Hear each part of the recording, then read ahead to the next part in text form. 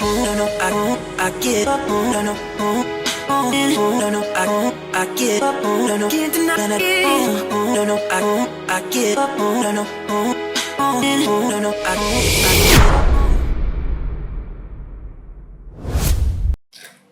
Hello guys, bonjour la famille, j'espère que vous allez bien. Moi je vais hyper bien. Ici c'est Stéphanie So, vous êtes bel et bien sur Paving Point. Beaucoup d'entre vous vont se poser la question, c'est quoi Paving Point? Paving Point, c'est tout simplement un programme basé sur l'inspiration. Aujourd'hui, nous allons nous inspirer d'un monsieur d'origine sénégalaise qui part de rien pour être un chef d'entreprise. Nous vous invitons à rester à l'écoute de son parcours entrepreneurial plein d'obstacles et de motivation. Sans plus tarder, nous allons ensemble déguster la biographie de notre invité.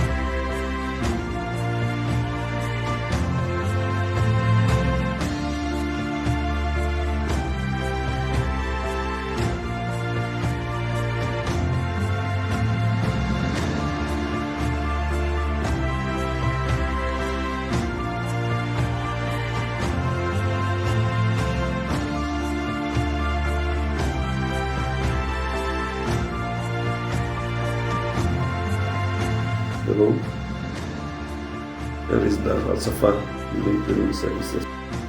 Mon nom c'est M. Bachir Nia, je suis sénégalais. Je viens de Sangakam au Sénégal. Je suis arrivé à Dubaï il y a de cela 5 ans, et précisément janvier 2019.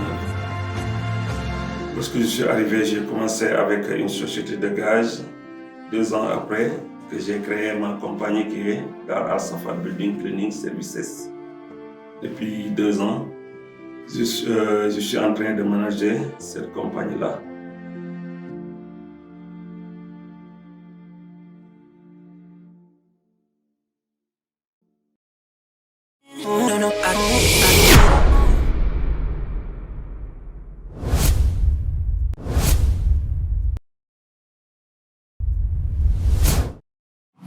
Waouh, quelle magnifique biographie!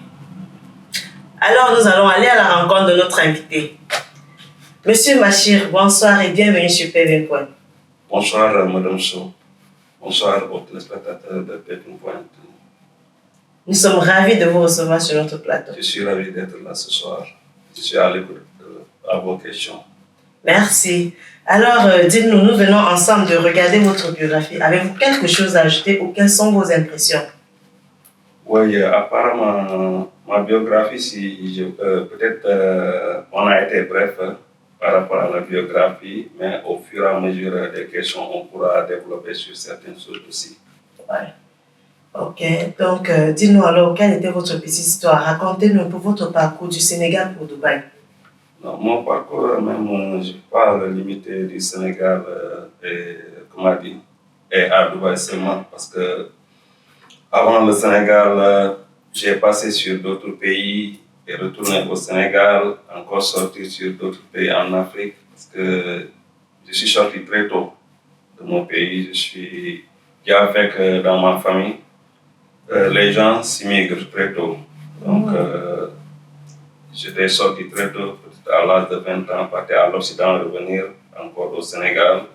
En ce moment-là, j'étais obligé aussi d'apprendre mon métier et de continuer de travailler là-bas. Durant un certain temps, j'ai fait beaucoup de projets là-bas. À un moment donné, je ne pouvais plus rester parce que à chaque fois que j'étais là-bas, que je sortais pour travailler, je tombais malade. C'est en ce moment-là que je commençais à sortir vers la sous-région, Guinée-Bissau, Conakry. J'avais des marchés là-bas pour aller faire, mais tu sais, l'Afrique, toujours, c'est pas facile. Jusqu'à mon arrivée ici à Dubaï. Oui, mais qu'est-ce qui vous a fait venir, qu'est-ce qui vous a inspiré de vouloir vous installer à Dubaï? Et comment avez-vous eu le contact pour pouvoir arriver à Dubaï? Non, à Dubaï, en un moment donné, c'est comme je t'ai expliqué. Parce que je sortais dans la sous-région du Sénégal, en Afrique de l'Ouest, sur certains pays où j'avais même des contrats, des petits contrats. Sinon, avant, ma vie était très à l'aise au Sénégal et j'avais la possibilité aussi de travailler avec d'autres compagnies. Parce que sur l'entreprise que je travaillais, c'était pour mon oncle, mais j'étais là-bas le chef de chantier et tout. Parfois, par rapport à mon expérience, quand on nous envoyait quelque part pour faire le travail, comme par exemple, je peux citer l'Africa Mer, qu'un Italien détenait du nom de Gabrielli, lui, en ce moment-là, il me faisait la pression pour que je démissionne et je viens dans son entreprise. Et à chaque fois, j'ai refusé. Et c'est mon oncle là même qui est parti jusqu'à être au courant pour même me dire ça. Et puis on me poussait encore de retourner en Europe. Tout ça, j'avais toutes ces possibilités-là. Mais avant, moi, je disais que je ne pouvais pas travailler avec une autre entreprise qui n'est pas celui de mon oncle. J'avais beaucoup de possibilités au Sénégal. C'est ça qui m'a poussé, à un moment donné, à sortir, partir en Guinée-Bissau où j'avais gagné tout le projet des marchés des bancs d'école là-bas. Mais j'ai commencé le projet-là, j'ai mis beaucoup d'argent. Après, tu sais, avec les choses des gouvernements en Afrique, on ne m'a pas pu payer. Je n'ai pas pu terminer aussi les travaux. En Guinée-Conakry aussi, j'avais, comment dire, des chantiers, des antennes.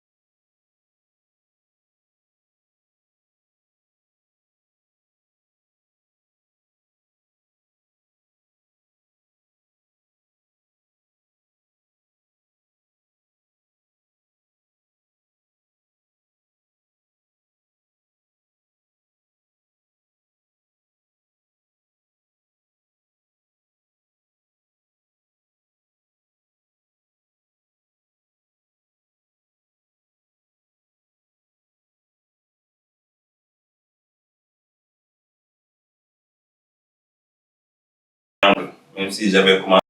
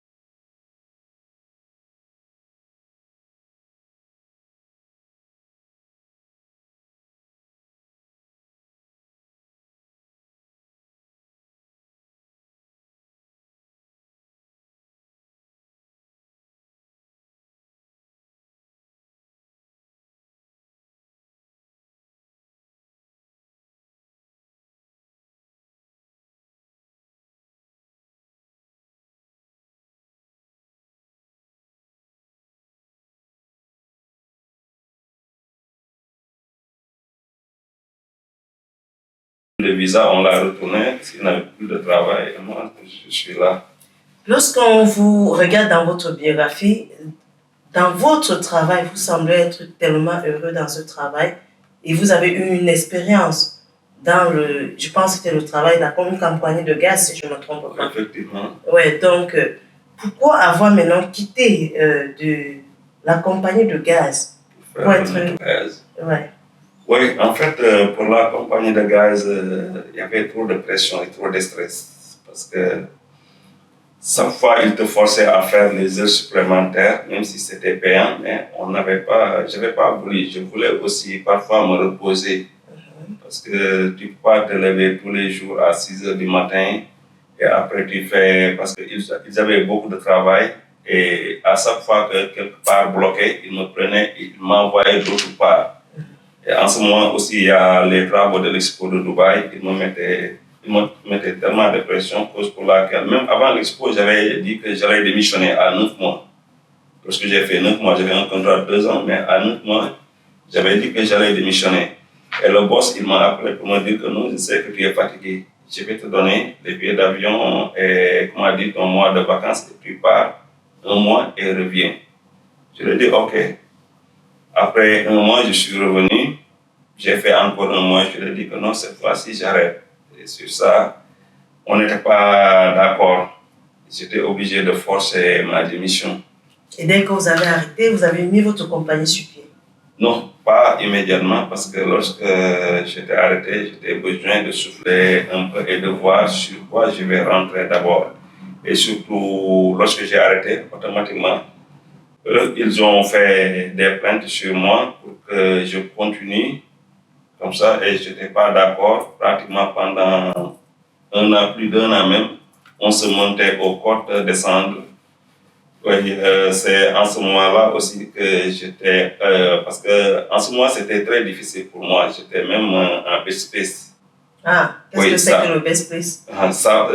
Parfois même ça m'arrivait durant le mois de Ramadan, je jeûnais et même pour trouver quelque chose à manger, ça va être très difficile. Je prenais de l'eau et pour encore jeûner le lendemain, parce que je ne voulais pas demander de l'argent à ma famille parce que j'avais les possibilités. Quand je le demandais, ils vont m'envoyer, mais je ne voulais pas qu'ils sachent de quoi je vis ici. Et comment faire pour, parce que déjà on sait qu'ouvrir une entreprise à Dubaï n'est pas une chose facile. Où avez-vous pris assez de capitaux pour pouvoir maintenir et mettre votre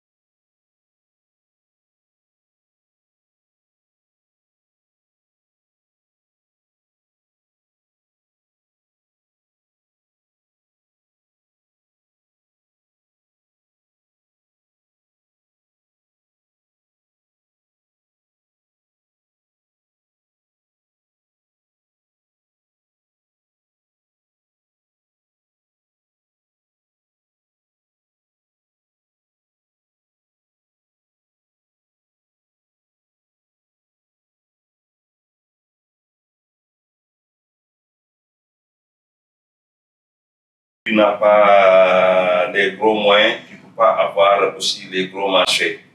Puis comme un travail comme le nettoyage, ce n'est pas facile. Maintenant, tous les hôtels, ils ont leur propre entreprise de nettoyage à l'intérieur.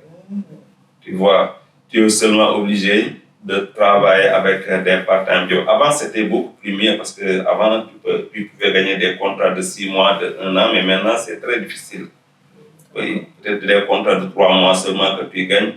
Là où il y a les nouveaux logements, après c'est fini. Sinon, c'est les part-time seulement que tu as. Quelqu'un t'appelle pour te dire que j'ai besoin de 2 heures de temps de nettoyage, 3 heures de temps. Tu envoies quelques-uns là-bas. Dites-nous alors, quelles sont les différentes difficultés que vous avez rencontrées en entrepreneuriat qui vous ont poussé à vouloir tout abandonner?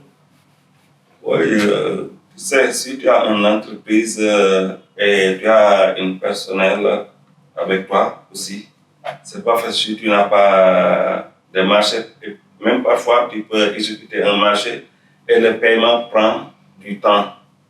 Et le travailleur qui travaille pour toi, lui, il ne connaît pas ça. Il espère à la fin du mois seulement que tu lui remets son argent. Donc, tout ça, c'est des difficultés. Et maintenant, même pour avoir, comme je t'ai dit, les gros contrats, c'est tout à fait un problème. Donc,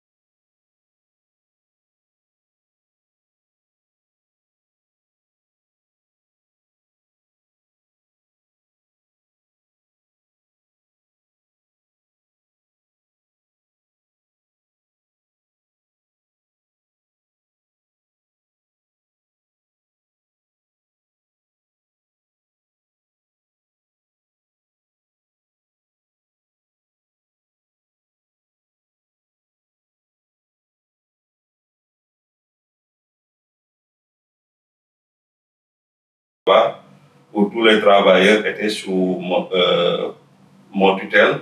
Là aussi, j'étais exigeant, même avec des cousins, si tu ne travailles pas, je te mets à la porte. Donc, c'est des choses, c'est pas facile, mais on se bat avec, on est obligé. Ouais, merci beaucoup pour ces réponses. Alors, nous allons prendre une pause publicitaire. À nous revoir tout de suite. Okay, merci. Alors, chers téléspectateurs, j'espère que vous avez bien écouté M. Bachir. Nous allons prendre une pause publicitaire. À nous revoir tout de suite. Hello guys, bienvenue une fois de plus sur notre plateau PVN Point. Toujours en compagnie de notre cher invité, M. Bachir. Alors, M. Bachir, bienvenue une fois de plus. Merci. Comment vous vous sentez? Ça va, ça va. Monsieur Bachir, nous allons un peu rentrer en arrière. C'est vrai que vous avez répondu à cette question, mais nous voulons plus attirer l'attention et mieux édifier nos chers téléspectateurs sur cette question. Dites-nous, vous avez eu une expérience, parce qu'on voit quand vous êtes arrivé à Dubaï, selon la biographie, vous avez eu une très grande expérience au niveau dans la compagnie de gaz. Bon, maintenant, dites-nous pourquoi ne pas continuer dans la compagnie de gaz ou ouvrir une compagnie de gaz et aller plutôt dans la compagnie de nettoyage? Oui, c'est comme je t'avais dit, même avant la compagnie de gaz, j'avais beaucoup plus d'expérience que j'ai fait en Afrique, au Sénégal, où j'ai travaillé pratiquement dans toutes les grandes industries, sur les pipes de raffinerie, que ce soit au Sénégal, en Guinée. J'avais une très grande capacité de ce travail-là.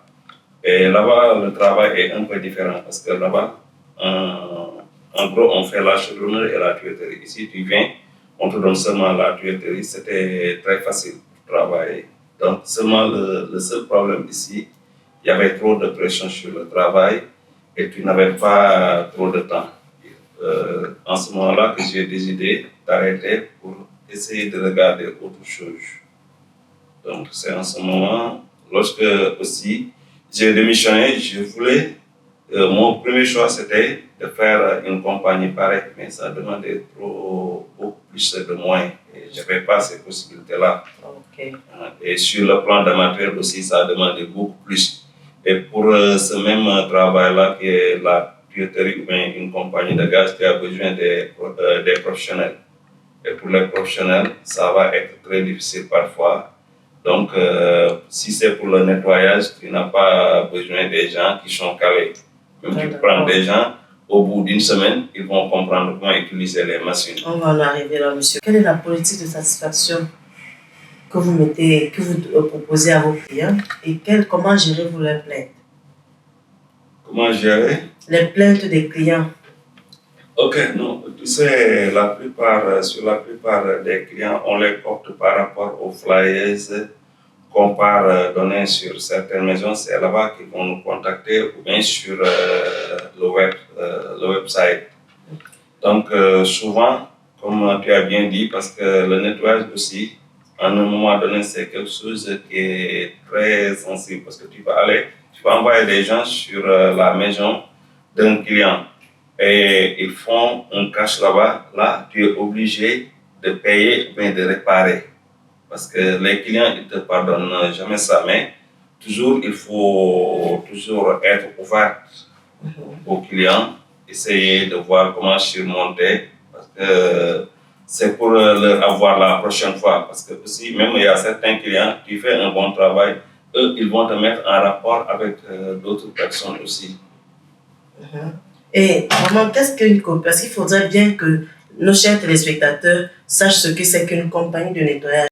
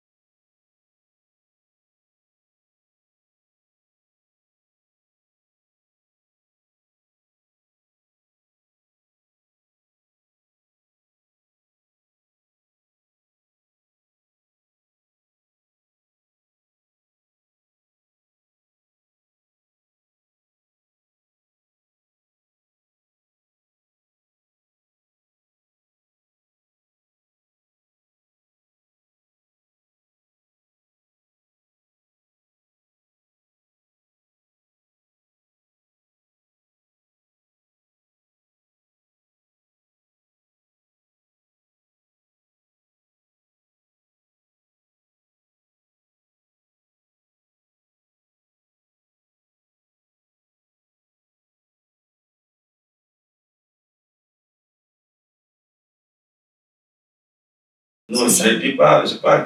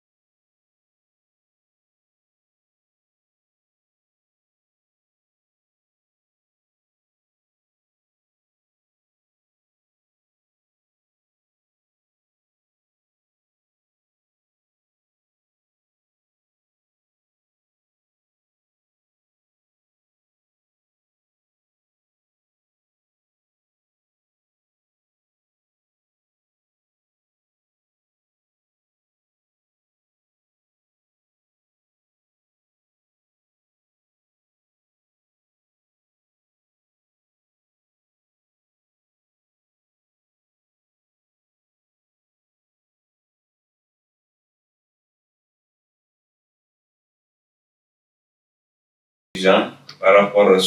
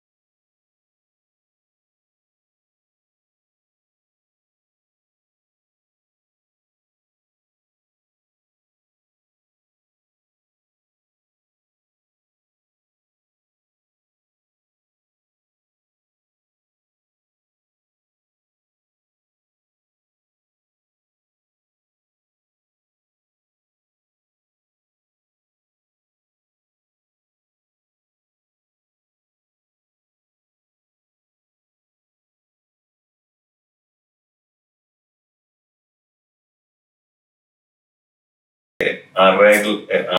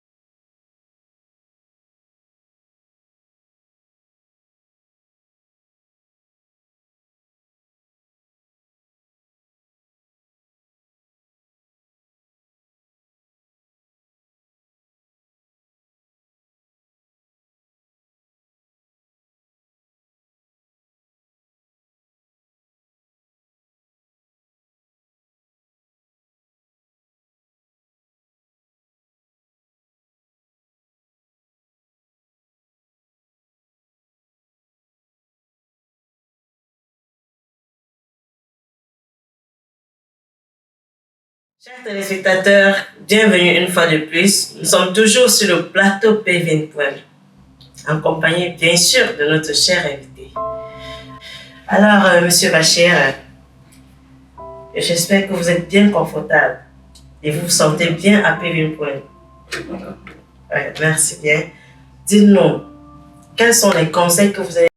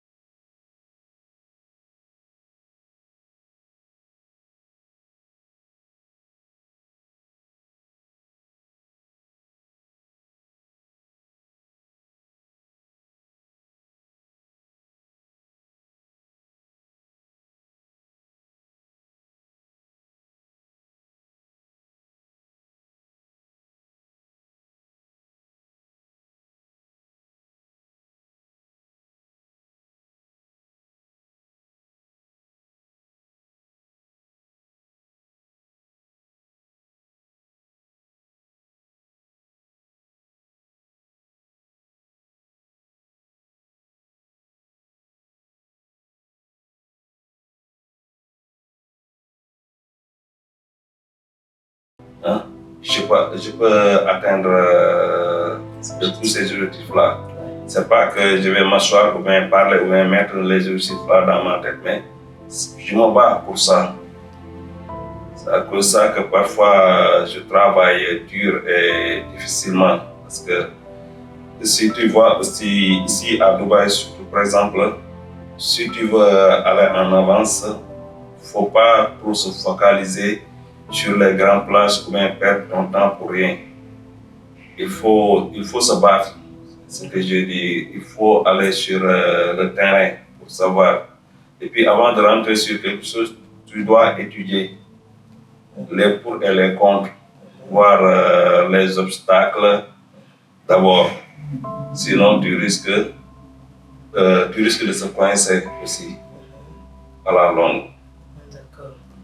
Et Monsieur Bachir, d'après votre expérience de vos multiples voyages, et aujourd'hui, qu'est-ce que vous allez dire à ces jeunes-là qui veulent s'aventurer et qui aimeraient aussi être des chefs d'entreprise comme vous?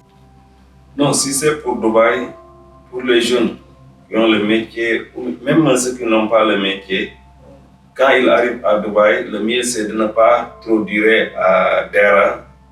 Tu arrives aussi, tu peux trouver des gens qui ont duré ici, qui n'ont plus la motivation et l'ambition. Parce que tu sais, pour cette personne qui quitte son pays pour partir à l'extérieur, il a quelque chose en tête à réaliser. Mais si toutefois tu viens après 2 mois, 3 mois, hein, tu n'as pas pu attraper quelque chose et tu vois des gens qui ont fait 10 ans sans réussite, là aussi, ça peut démoraliser la personne.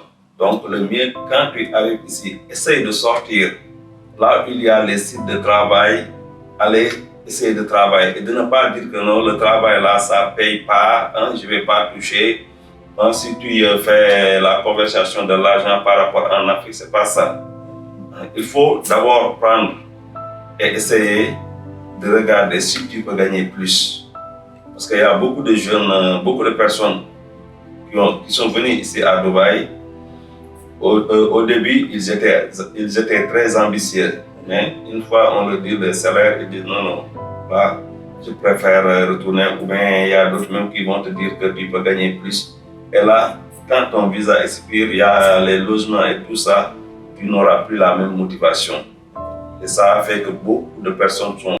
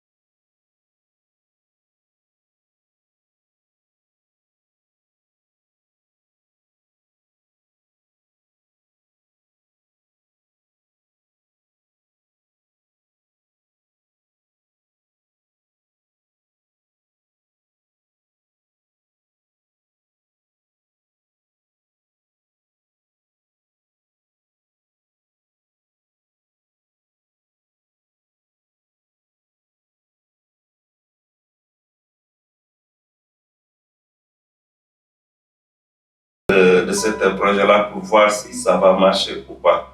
Même on ne connaît pas si ça va marcher, mais au moins avoir des idées avant d'y rentrer. D'accord. Alors, Monsieur Bachir, nous sommes rassasiés de votre histoire inspirante et motivante. Et nous espérons que nos chers téléspectateurs ont été satisfaits. Merci. Merci d'être venu à PV Point. Merci, madame. Je suis ravi aussi. Et à vous revoir très prochainement dans un autre épisode. Merci, bientôt. Là. Chers téléspectateurs, nous avons appris de notre invité qu'avoir la foi, la détermination, la persévérance, s'inspirer des autres sont des qualités qui nous permettent d'atteindre nos objectifs. Si M. Bachir l'a fait, vous pouvez aussi le faire.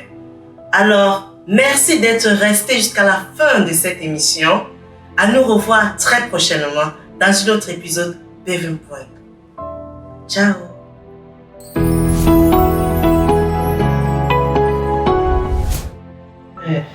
PV Point vous remercie d'être venu à cette émission et vous offre ce petit cadeau. Merci beaucoup, merci au PV Point. Franchement, je suis très heureux de recevoir ce cadeau-là et je vous